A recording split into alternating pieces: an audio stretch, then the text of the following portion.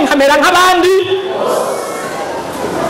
Iyo umuntu ahagaritse kode y'amasengesho ahinduka nk'abandi bose, aca ahinduka goyigo, nta kintu ashikako, nta kintu anesha, ibyaha ntabinesha kubera ko yahagaritse gusenga. Yahora asenga akihana agatinya icyaha, none asenga asambana, asenga abesha, asenga araguza, asenga ajya ku bapfumu, asenga abeshera abandi. Warabaye goyigoyi ko mubwiye amabanga yose. Acahamagara abafisiti ati sekre yiwe, ibanga ryiwe, kode yiwe, akabanga kiwe nakamenye. Nyarukiri rimwe gusa namenye byose.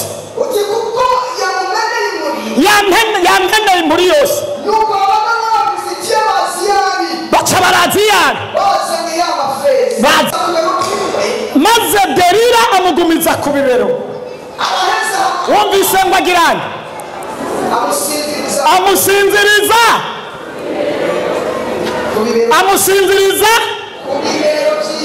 ya Bibiliya yambariye ngo nyagira ikintu gihumanye.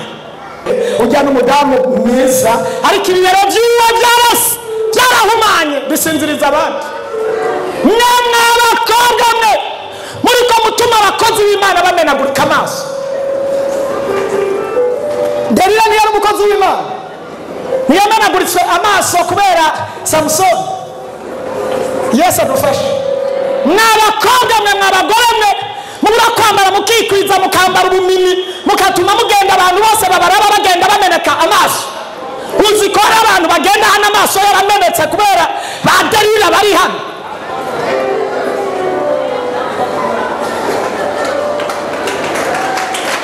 Ba Delila hari abantu bona hano ku rusengero bambaye shimwa Yesu, bagera mu ibarabara ugasanga bambaye ijipire hari ikanzu yaje. Murabona iyi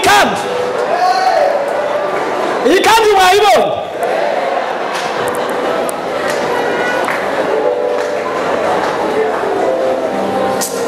Ejo nawe uri kurakiraba wabona ari kidamu cyiza ariko cyari cyambaye ikanzu nk'iyi.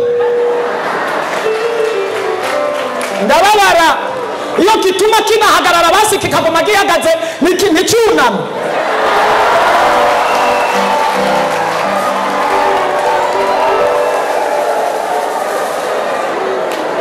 Abari muri salo bose mbona barabya gutya abandi gutya.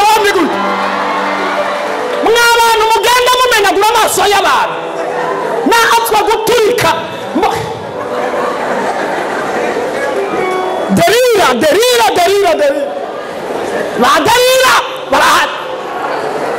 ba Delila barahari.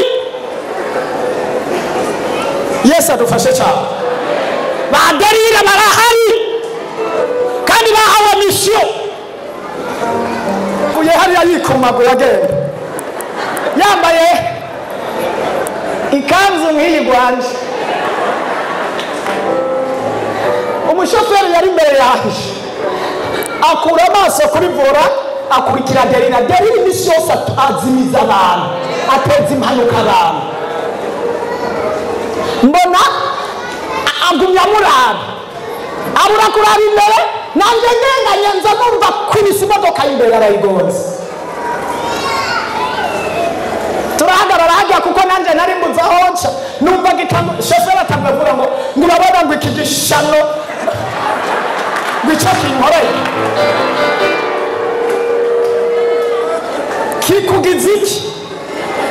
Amaso yawe yahe kode amaso amenye ibyo araba n'ibyo ataraba.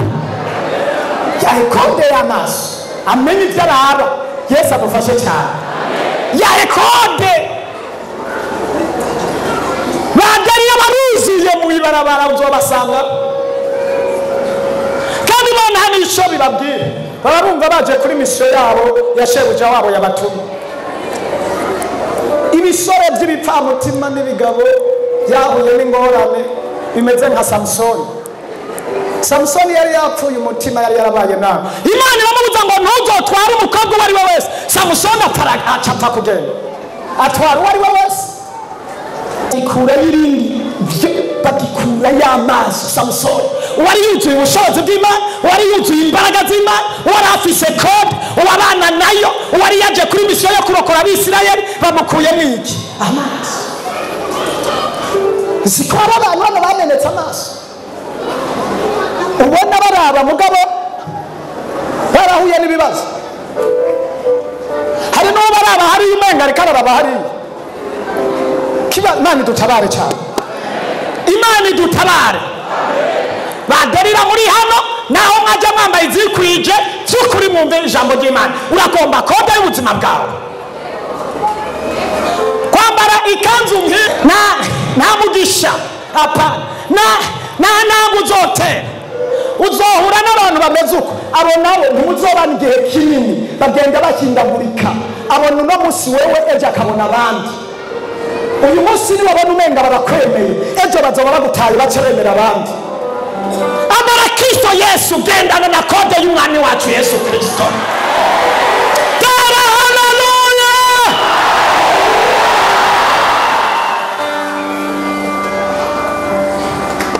Yo umwanya kuri kuriruka, hari umudamu umwe, umukobwa umwe yitwa Rusi, yahawe kode sha.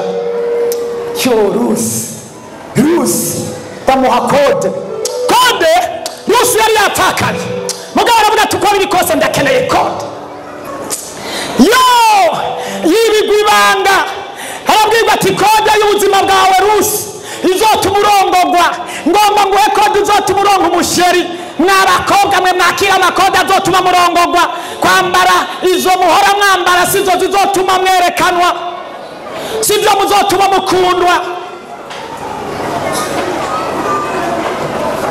Ivyo mugenda mwerekanamo, wowe uze guhere kurereka.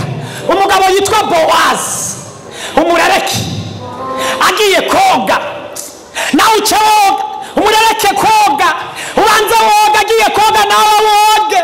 Bowazi agiye koga, umurereke, nturuduke, ntiwiruke n'ingoga, ubanza urereke. Ndaguhaye kode yo koga, ndaguhaye.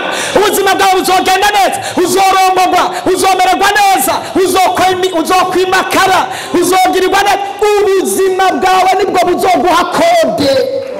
Kode yawe nizoguha ubuzima bwawe, nizoguha kuroranirwa, nizoguha kuba mu rugo no kurutebamwo. Kode yawe ufise, kode ngendanwa, nizotuma uvyarira mu rugo, ukaguma mu rugo, ukaguma mu kazi, ugatera imbere, ukabyara ukabyagiza, ugashimwagizwa ahantu hose kubera kode. N'iyi saha kubona mwicaye imbere yanje ndiko ndababwira ubu buzima, no kubera kode nazigamye.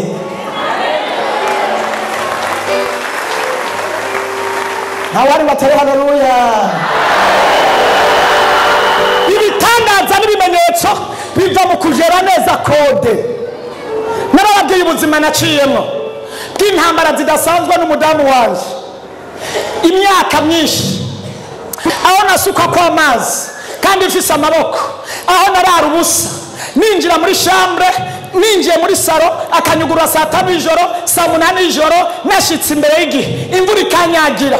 Ariko nkavuga ati uko biri kose hariho kode nahawe ituma ntahuruduka, ituma ntakora nk'ibyo abandi bakora. Abandi bobo badafise kode, amakofe, kumena urugi, gusambura, sohoka, iyi nzu ni yanje. Ariko ufise kode amenya ibanga agendana. Haleluya! Kode yanjye nari nzi yuko naho yatewe n'abadayimoni, kode iri muri jewe izo dekonekta cyangwa izohingura. Kode yamwinjiyemo akaba muzima, hanyuma tukubaka urugo, tukubaka n'ishengero ry'Imana. Yabandi nkabunda mpere haleluya. Wowe mugabo we urarira kubitana n'uwo mubatsi nkokora, urakeneye kode. Yewe wa mudamu we byacanze byananiye, ubwo umutekano uragiye, ahandi navuga ngo byase byayangaye. Oya, nirayangara, hakenewe kode gusa itunganirira. Yo haleluya, Imana ishimwe.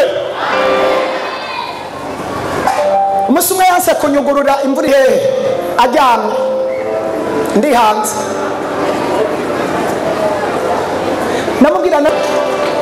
numva abazimu bavuye nkeka barava muri Tanganyika, barava mu Rusizi, barava mu Ruvubu, barava mu Kibira, barava hose ku isi mu mawesea, baraza barampanga.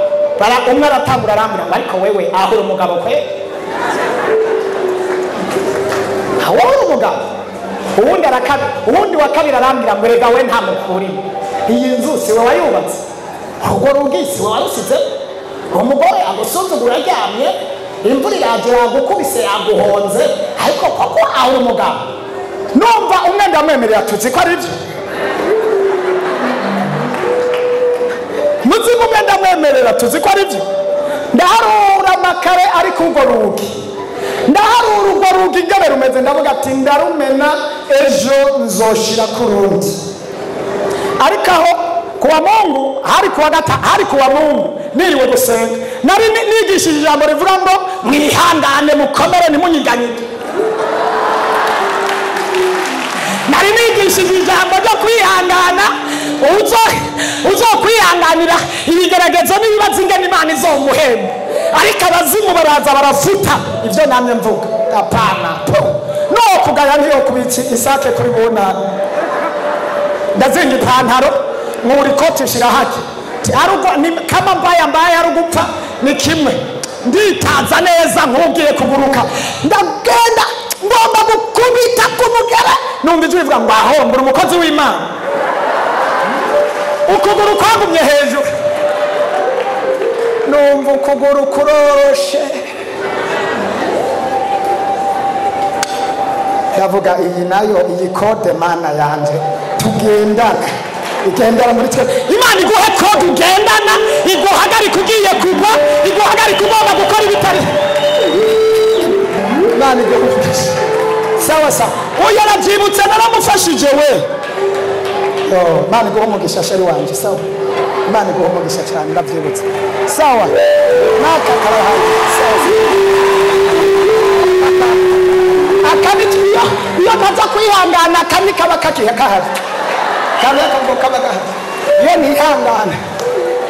Iyo ntihangana akagatuguta nibaba baza kukamba. Tera haleluya.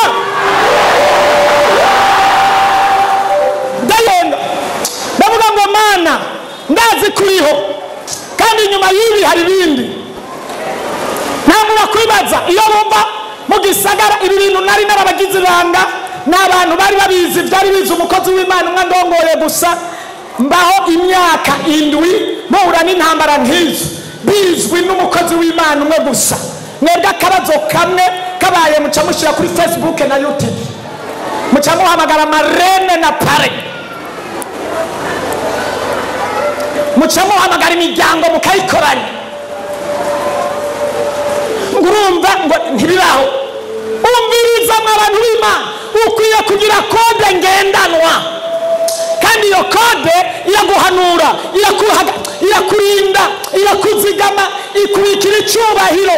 Kode ibika amahera yawe, kode ibuza abantu kwinjira muri boite yawe. Kode ituma abantu badashobora kumenya ibyawe.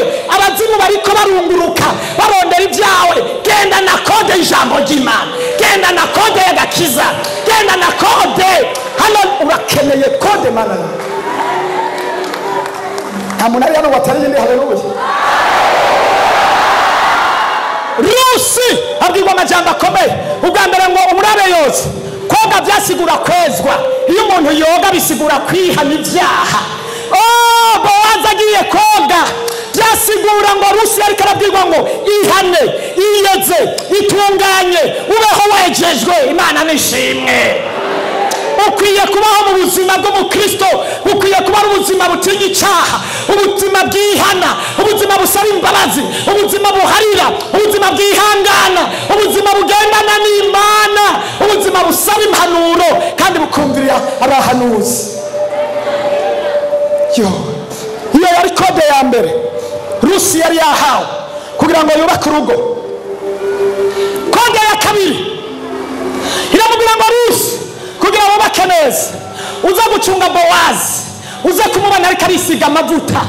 Kwisiga amavuta bisigura ngo nukuzura amavuta ya muhemu yera. haleluya. Kuzura amavuta yande abarongorwa na mpemu yera nibo bana b'Imana. Umukristo mu rugendo ategerezwa kuba yuzuye amavuta ya mpemu yera. Mpemu yera arahanura umuntu, mpemu yera aratsindisha umuntu, mpemu yera atuma umuntu asaba imbabazi. Hari abantu babaye ibikondatare mu mitima batemera ikosa, naho umwereka ikintu atacemera aguma yihagarara ko gusa. None jewe ko naca bugufi nkanafukama, mubona ku mugabo natakaje iki? Mubona nari umugabo kare sa cyane hari byo majiji. Ntabwo mubona ko nambaye ipantaro n'ikanzu n'ikoti nziza. Haleluya. Biblia maramba Yesu kwicisha bugufi kwiyo kwamuhaye izina risumba yandi mazina yose. Kwicisha bugufi kwawe kuzoguha kode yawe iguma ibandanya ushika ku ntumbero. Satani nagomba kushika ku ntumbero, nico gituma ariko arahagarika ibintu vyawe. Shiramo kode akurondera kubure. Hawari bateri ndi. Haleluya. Oh haleluya. Rusi abwirwa koga urari ingene Boaze yambara. Urari ingene yambara avuye koga akisiga amavuta. Ucuraba imyambaro yambara. Haleluya. Byasigura ngo umwambaro awubonye, byasigura ngo umwambaro ni ibikorwa byiza byo kugororoka. Haleluya. Imyambaro y'ubumini po ndayivumye. Imyambaro y'ubukora po ndayivumye. Imyambaro yo gushira ibere rimwe hari irindi hari rikagenda mu ibarabara rigira gute. Mwana abakobwa mwe mwabadamu nimwambika ayo mabere neza, barabahaye ibintu mwambarisha amabere hama mukagumya neza, hama mukayafuka mukagenda neza. Yesu adufashe cyane. Abandi bitugu hano babijanira hanze, hariya hanze bakerekana ibitugu. Hari umuntu usanga vraiment ameze afise ibiro nk'ibi bya Yozefu. Ibi biro byanje burya ntibibereye kugenda ntambaye ikoti nk'iyi. Ngize guca ko ibi biro byanje hari utugufu ubona hano. Urazi vraiment nawe uriyizi utugufu hariya ukagenda mu ibarabara. Ninde yakuroze wa muntu? Nibiki? Ambara ubwiza bw'Imana, ambara imyambaro ibereye abana b'Imana. Uri umuririmbyi ambara nk'abana b'Imana. Uri umukristo, uri umusenzi, ntuzoshobora kuvuga ngo urakijijwe wambaye nabi. Apana, ntibazobakubeshe. Agakiza kamenyera ku myambaro, kakamenyera ku ngeso n'imifato y'umuntu. Yesu adufashe cyane. Shobora guhagarara ngaha naho uririmba buwate kuririmbirayo muri buwate. Boaze abwirwa kwambara repentance, mwambara ubwiza bw'Imana, mwambara ibikorwa byo kugororoka, mwambara ibikorwa byiza, ibikorwa ingeso nziza zibereye abana b'Imana. Umukristo akwiye kwambara ingeso nziza ku kazi, ahari abakoresha bakamwemera ngo bose wacu n'umuntu w'Imana. Uturongoye n'umuntu w'Imana, urongoye societe, urongoye ikintu kanaka, Imana yakwijeje ikagushira ambara nk'abana b'Imana. Hari biro winjiramo gasanga umuntu ari hari ukuguru yageretse ku kundi kuri gusa. Urabona abazimu basi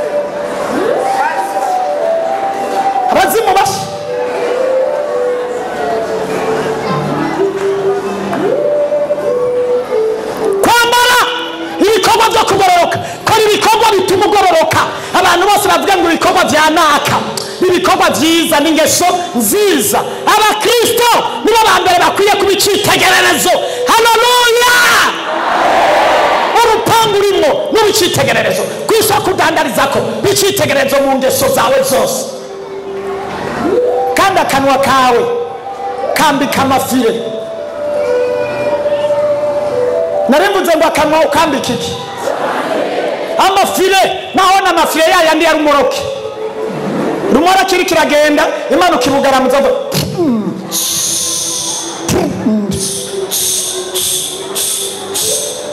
ambara amafire reka guhuruduka n'amajambo yariyo yose reka guhuruduka ibintu ibyo aribyo byose ambika akanwa kawe amafire uvuge nk'abana b'Imana uvuge nk'uvugishijwe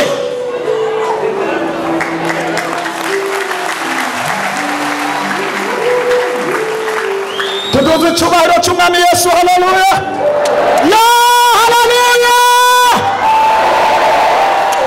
ndiko niruka ngira kane aramubwira ngo kandi Rusi uzurindire ahejeje kwambara uzomurindire urabe ibyiwe iyo biherera uzogire gute uzomurindire ahejeje kwambara urabe ibikurikira uzogire gute uzorindire hari abantu batarindira mu buzima hari abantu batihangana batarindira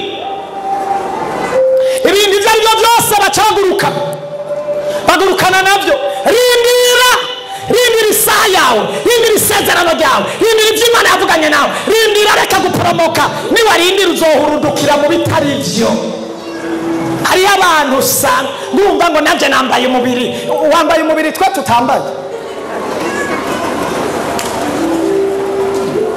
umubiri wambaye n'abandi barawambaye n'intumwa zarawambaye n'abera bose barayambaye Imana ishimwe cyane kontrola umunwa wawe kontrola n'umubiri wawe umubiri wambaye urashyirwa ku rutonde kuko hari ababishoboye kuwushyira ku rutonde bitewe n'ikode bahawe ishobora gutunganya ibintu byose Imana ishimwe cyane teri yindi haleluya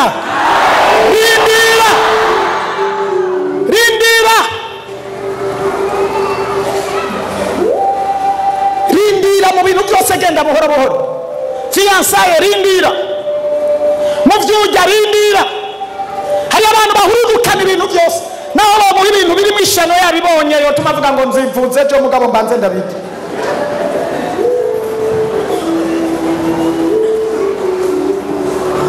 Imana idufashe cyane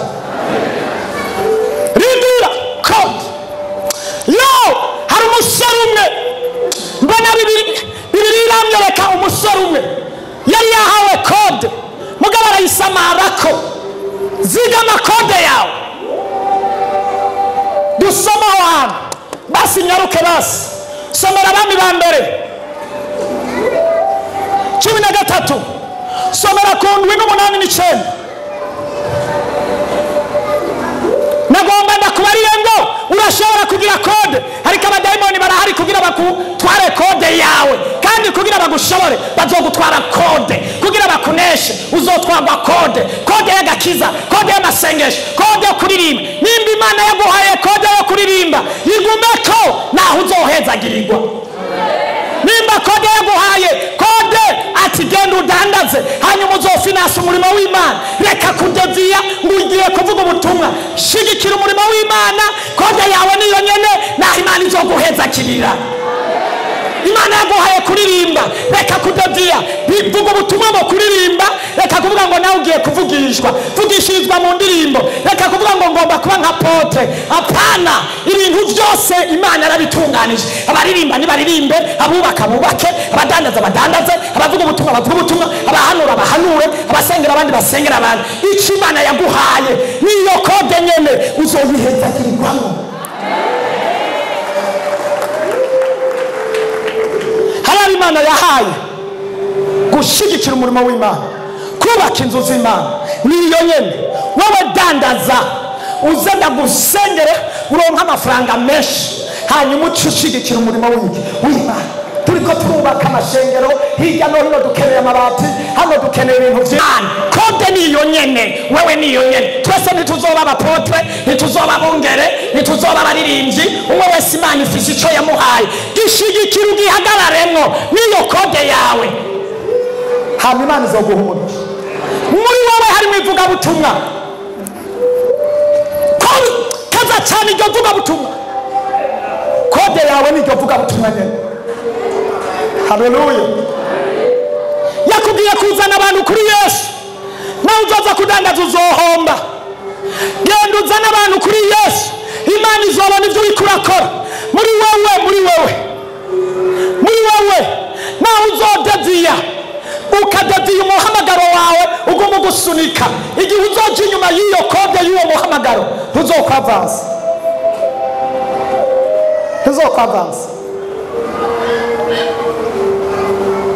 Meruka mwiyo minsi nararyohewe nakiye umuntu ntabwo narinzi kandi hari haheze iminsi ndamubatije mugo yanshingiye intayi iramfasha. Imana yari yaramuhaye umuhamagaro w'agakiza kuva kera, ava ngaha agenda kurondera aravye mu mashengero aravuga ati je ngomba kuba umupadiri. Aragenda arigira n'ivy'ubupadiri, hasigaye umwaka umwe ngo aburonke. Imana imuhamagarira muri repentance. Navyo narinzi yabimbwiye vuba. Naranamubatije n'ubu n'umukristo wanjye. Imana yari yaramuhamagaye kuko ashaka ijuru, kandi ndabizi ko yaje muri repentance. Azorijamwo kuko ni ishengero ryo kwihana, ishengero ryo kwihana no kuruhukira muri Yesu. Naranezerewe cyane. Somera aho hantu twumve, ntutakaze kode.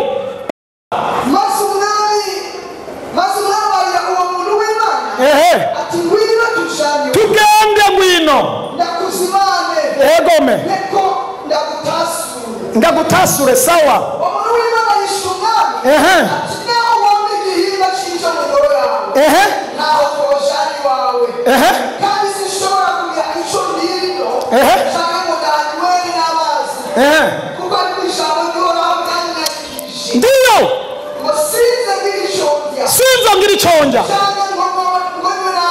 kode yari yahawe ngo ntajye ntanwe n'amazi, kandi si mu gutaha sinzosubire mu nzira nazananye. Haleluya. Yari yahawe ku itatu. Imana iramubwira ati genda ntuzonywe no mu gusubira inyuma ntuzoce mu nzira wazananye. Iyo yari kode y'ubuzima bwiwe yategetswe gukorerako. Soma 13 rero aca yonona kode uyu musore kenze gushika kuri 21. Dusubirane ego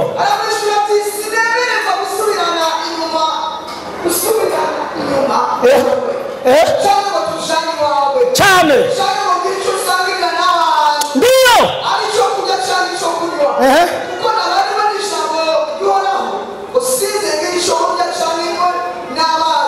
ego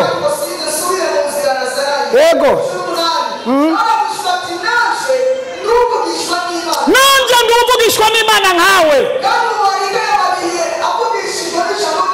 kandi umumarayika yambariye ngo nze kukubwira genda umugarure umujane wawe umuhishaga n'icanywa. Ariko yaramubesha, ariko yagirana uwo muvugishwa n'Imana yaragirana. Mbega hari abavugishwa n'Imana babesha? Hari abavugishwa n'Imana babesha, hari abakozi b'Imana babesha, hari abasenzi babesha. Ariko uyu yari yavuganye n'Imana, nawe araza aravuga ati oya kode yiwe ntabibonye, jewe nkwiye kuba intumwa ya Shetani. Agiye guhezagirwa, agiye gushika kure. Hari abantu bariko barakurereka yuko uri kurahezagirwa, hari abantu bariko barakurereka yuko ugiye kwinjira mu isezerano, ariko baje mu izina ryo kukubesha. Uzobona abakozi b'Imana, uzobona abavugishwa, uzobona n'abavuga ibiri mwino, ariko uzorabe neza ko ari abukuri. Urakeneye gukoresha kode. Tera haleluya. Muzohura nabo mwibarabara, muzobahura kuri Facebook, muzohura kuri YouTube. Koresha kode yawe. Yari yahawe kode nanywe nasubire mu nzira yaciyemwo, ariko ubundi araza ngo nanje ndiwe. Imana ivuganye nanje, kandi abantu bakunda ivyo bintu Mana yanje. Iyo bumvise ngo iravuze bibagira amasezerano Imana yabahaye kera. Yesu adufashe cyane. Bandanye hepfo gato yumve. Nuko basubira inyuma acarata kode basubirana inyuma. Arononye kode acasubira inyuma, hanyuma bashitsiwe amwicaje n'icyanyo. Akikumeza cyamugironiza kuba muvugishwa yamugaruye. Umwe yamubesha nyene asubiye kuvugishwa n'Imana. Avuga n'ijuri renga. Uwo muntu w'Imana.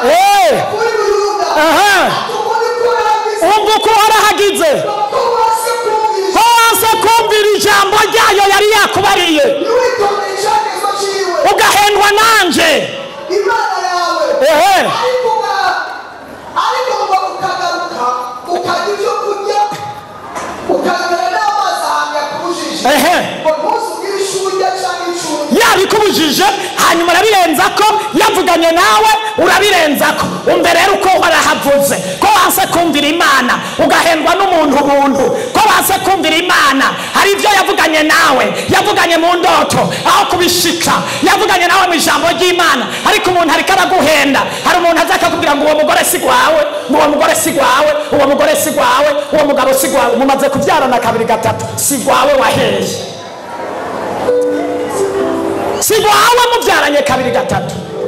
Umira kucyo ufise wa muntu we, senga gihinduke, na jewe narasenza arahinduka. Haleluya. Senga birashoboka, nivyakunanira uraza nkusengere. Biriyambariye ngo uyo mwanya nyene Imana ikiravuga ngo ko wanse kuvyumvira iciye muri wa muvugisha w'umubeshi, iravuga ngo uyu mwanya ugiye gupfa. Bibiri ivuga ngo avuye ngaho atambutse kangahe ahura n'intare imucamo kubiri. Kubera iki? Yanse kode, kugenda na kode. Urafise ivyo Imana yavuganye nawe uriko urabihindura. Imana yaguhaye amasengesho uriko urayavamwo, aho kumira kucyo ufise ngo hamagara Imana. Wahevye gusenga urara udasenze, wirirwa udasenze, nukija mu nzu y'Imana warataye kode, kandi aho niho wari gutabarirwa. Warataye kode, intare zigiye kugutabagura, abadayimoni bagiye kugutabagura. Subira ugarukane kode yawe y'amasengesho. Warataye kode, abasambanyi bariko barakwitembagaza imbere. Wahevye kode, intare zigiye kukutobagura, amaso agiye gutobagurika. Subira kuri kode Imana yavuganye nawe. Uri hano ngo atere haleluya. Ubaka amasengesho. Yo shikama ibintu vya kode. Hari umuntu ariko aratahura kode icyo aricyo? Muriko muratahura kode? Muriko muratahura kode? Muriko muratahura icyo Imana igomba kugira ngo iguhezagire? Uriko uratahura icyo Imana igomba kugira ngo ugendane nawe? Ibibazo urimo, amagaragazwa urimo ntazobura kubaho, ariko ivyo ntibituma uhagarika kode yawe. Abakwanka n'abakuvuga ntibazoreka kuvuga. Na Yesu bari umuvuze, ari umwana w'Imana, ariko ntuhagarike kode. Niwahura n'ingwara ntibizobura kubaho, ariko ntuhagarike kode.